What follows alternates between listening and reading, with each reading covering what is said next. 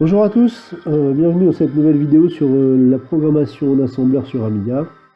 Alors ça fait un peu directement suite à la précédente où on avait vu ce superbe effet d'ombre chinoise grâce au mode Extra Albright. Donc d'ailleurs pendant cette vidéo j'ai pas mal cafouillé avec le clavier QWERTY, donc je m'en excuse. Et j'ai aussi mis la musique un peu trop fort, j'ai un peu de mal à faire le mix entre la musique et ma voix, donc je m'excuse aussi. J'espère que là ça va être mieux. Donc ce truc-là qu'on a vu là, dans la dernière vidéo, c'est génial. Le seul problème du mode extra Albright, c'est que ça prend 6 bits planes. Et comme vous vous souvenez peut-être dans une de nos vidéos, mais le problème des bits planes, c'est qu'à partir de 4 bits planes, enfin, à partir de 5 bits planes, pardon, c'est par là, voilà. À partir de 5 bits planes, eh bien, Denise vole des cycles au 68000. Le 68000, il fonctionne tous les cycles pairs. Il peut prendre des 16 bits de la mémoire à chaque fois qu'il y a un cycle pair, et il n'utilise pas les cycles impairs. Et donc là, Denise, quand il y a 5 bits planes, elle utilise un cycle pair sur 8, et enfin sur 4 même, pardon. Et quand elle en utilise 2 sur 4 quand il y a 6 bits planes. Donc elle divise par 2 en fait la vitesse du 68000 en quelque sorte. Donc ça, c'est pas terrible. Donc, est-ce qu'il y aurait moyen de faire cet effet-là, mais sans utiliser 6 bits planes, en utilisant par exemple au maximum 4 bits planes, c'est-à-dire 16 couleurs? Eh bien oui, c'est possible, et c'est même probablement l'effet qui était le plus souvent utilisé dans les effets de transparence sur les démos. Donc on va essayer de voir ça ensemble tout de suite. Donc on se retrouve juste après dans notre assembleur préféré. A tout de suite. Donc on se retrouve dans ASM1 pour la poursuite de ce tuto. Alors pour ce tuto, j'ai remis dans le dossier de travail en fait le tuto 23, qui était le tuto de scroll vers la gauche de l'être. Alors il va nous falloir, pour que ce tuto fonctionne, reprendre le fichier melonfont.bis et melonfont.raw tous les deux, qui sont sur le Google Drive. Donc voilà, donc on va charger le tuto 23. Et le tuto 23, normalement, faisait défiler en bas de l'écran des lettres en appuyant sur le bouton droit de la souris. D'ailleurs, on va enlever tout de suite le coup du bouton droit, là, parce que c'est un peu pénible. On va mettre... enfin, vous le laissez si vous voulez. Du coup, il utilisait ce tuto 23, il utilisait un font en 2 bits planes. Ce qui va nous embêter parce que pour que ça marche, les histoires pour mimer le truc de full contact, il va falloir un font en un seul bit plane. Pour que je vous explique après comment ça fonctionne, on va déjà essayer de faire un scroll en un seul bit plane. Du coup, on va mettre un seul bit plane ici. Et on va se mettre en mode non interleave. Donc on va enlever le BPLS ici, comme pour full contact. En fait, si vous avez bien suivi la vidéo précédente, vous allez voir que c'est plus simple d'être en non interleave pour faire cet effet d'ombre.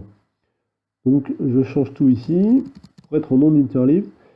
Et du coup, ici, au lieu de charger le fichier melonfont, on va charger le fichier melonfont tout court, qui était en un seul bit plane, lui. Et du coup, il va falloir changer quelques trucs dans notre fichier source. Alors, il va falloir changer dans Poutchar, ici. On mettait un caractère à droite de l'écran après 320, là, en 336 ici. On blit un caractère. Du coup, là on le blitait, donc on va enlever BPLS. On le blite directement en 200 fois W sur 8 plus 320 sur 8. Là aussi on enlève BPLS dans la taille du blit. Et de la même façon, dans le scroll text, en fait, là on enlève le BPLS. Pareil, on va faire ça que dans un bit plane. Et là aussi on enlève le BPLS. Donc ça c'est dans la routine scroll text. Et il y a un autre souci, c'est que dans notre routine, enfin dans nos adresses écran, ça c'était toutes les adresses des caractères dans l'écran melonfont.bis qui était en 2 bits plane. Donc là il faut enlever le x2. Et là aussi d'ailleurs. Du coup, vous voyez, ça je me rends compte en faisant les vidéos de l'époque que j'aurais dû mettre ici des W, c'était mieux.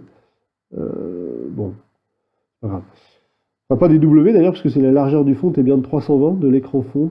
Bon, on va rester comme ça. Ça devrait fonctionner là, si j'ai pas fait de bêtises. on devrait avoir, voilà, des lettres en un seul bitplane. Du coup, ça va nous simplifier la vie pour aller faire ce que je veux vous montrer après.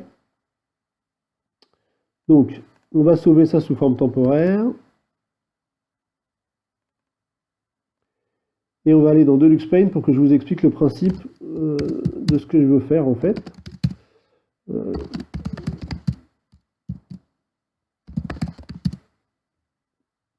Donc, on va reprendre, je crois on va reprendre un de nos fichiers if qu'on avait déjà pris, qui était le fichier. Vous allez dans source. Là aussi, il est sur le Google Drive. Hein. Le fichier, comment il s'appelait? Boeing Ter. Voilà.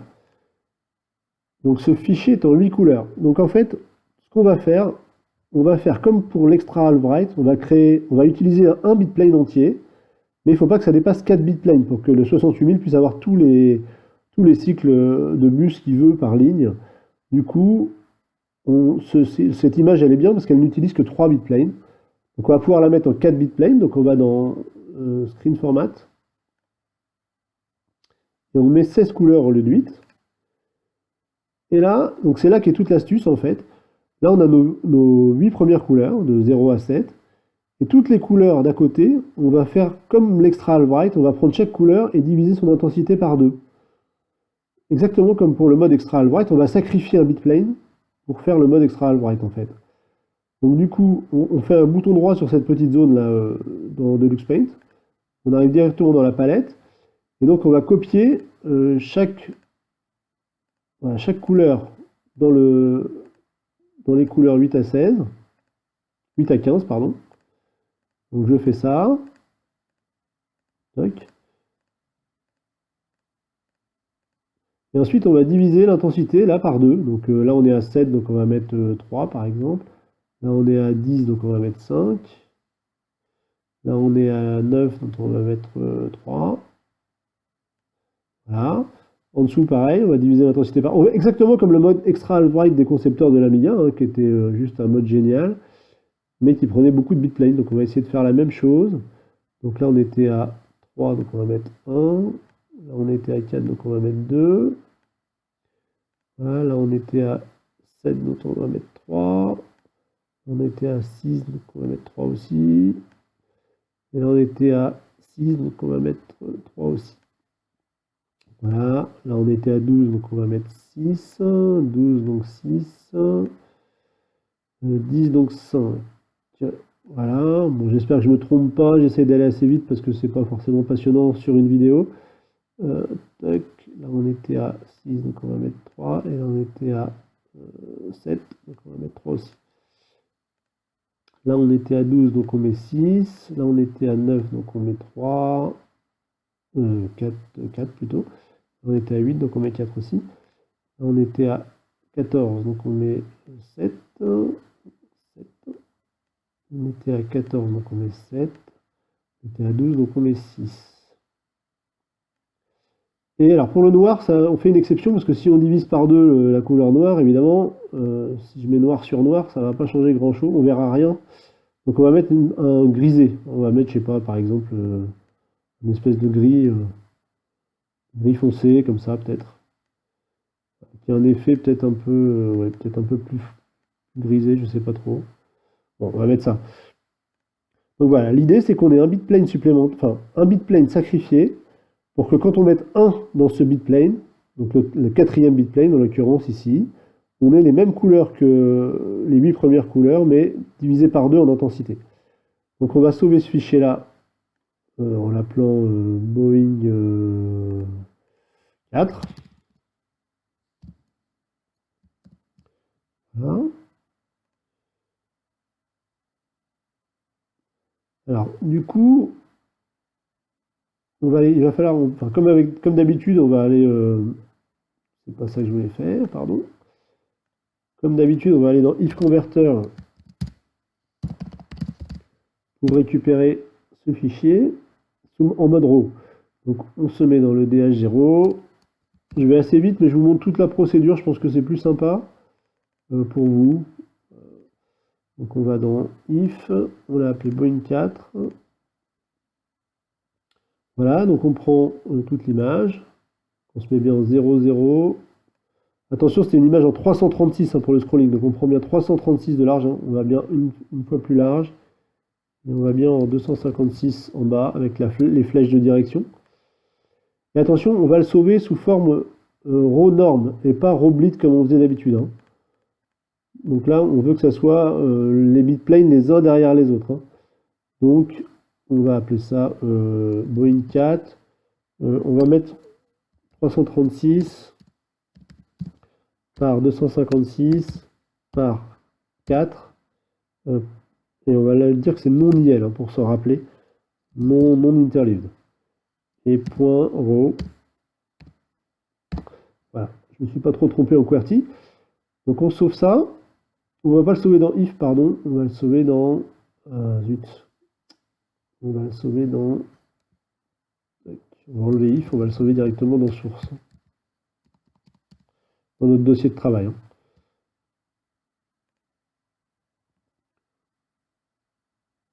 Ok, et on va sauver aussi la palette, très importante la palette, puisqu'on vient de la faire sous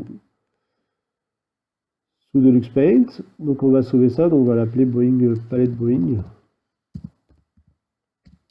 Palette Boeing. Et là on va appeler ça. On va mettre un point, et ça va être plutôt S que row. Voilà. Et pareil, on va sauver ça. Je vérifie que je suis dans le bon dossier. Voilà.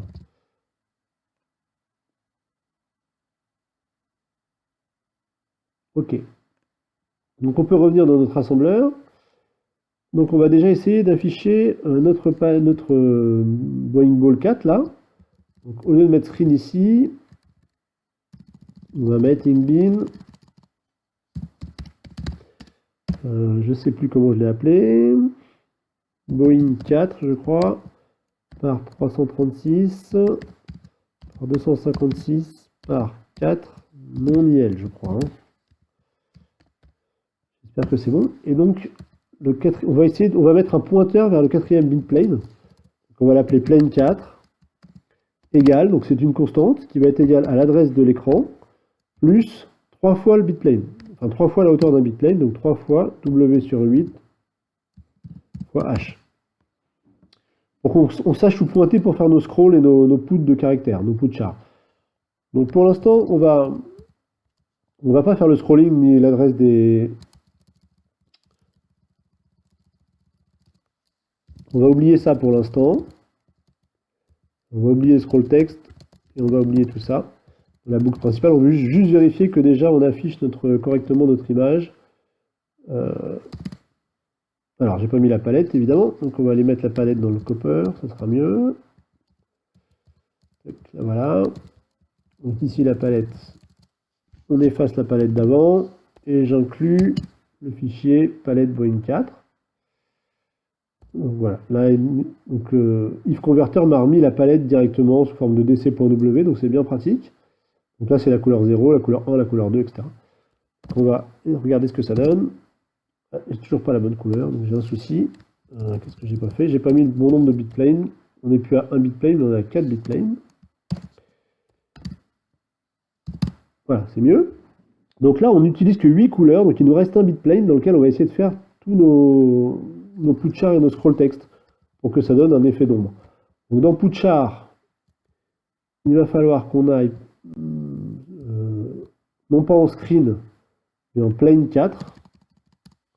Donc la constante qu'on vient de déclarer, qui est l'adresse du 4e bitplane. Et puis en scroll text, pareil, au lieu de se mettre en screen, on se met en plane 4.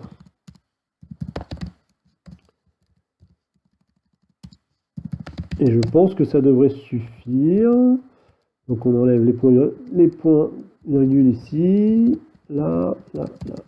Voilà, et normalement, voilà, on obtient un scroll transparent. Enfin, exactement, enfin, ça ressemble énormément à l'effet de full contact avec le scroll. Sans dual play fill, sans rien du tout. C'est quand même assez génial. Je sais pas ce que vous en pensez. Alors en plus, on peut même faire plus fort que le Team 17. Non, je plaisante, bien sûr, mais On peut rajouter un truc sympa, c'est qu'on peut... Là, on a pris juste la moitié de l'intensité de chaque couleur, mais on peut même les faire tirer un peu vers une couleur, par exemple. On peut essayer... Alors, je vais sauver ça, pour faire des bêtises. On peut essayer dans la palette, par exemple. Donc les 8 dernières couleurs de la palette, donc celle-ci, on peut essayer de les faire tirer vers le bleu, par exemple. Donc on va ajouter 4 de bleu à chaque couleur. Donc là, ça va faire 8. Là, ça va faire 7. Là, ça va faire 6. J'espère que je ne fais pas de bêtises. Là, ça va faire 7. Là, ça va faire A. Là, ça va faire 8. Là, ça va faire 7. Donc on rajoute du bleu dans chaque couleur des 8 dernières couleurs. Donc là, ça va faire 9.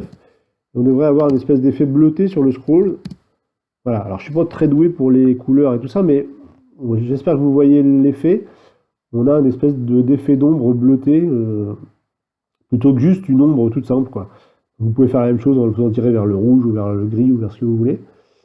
Alors, malheureusement, moi j'ai pas beaucoup de talent artistique, alors là c'est pas super beau, mais je pense que vous voyez tout ce qui est réalisable, quoi.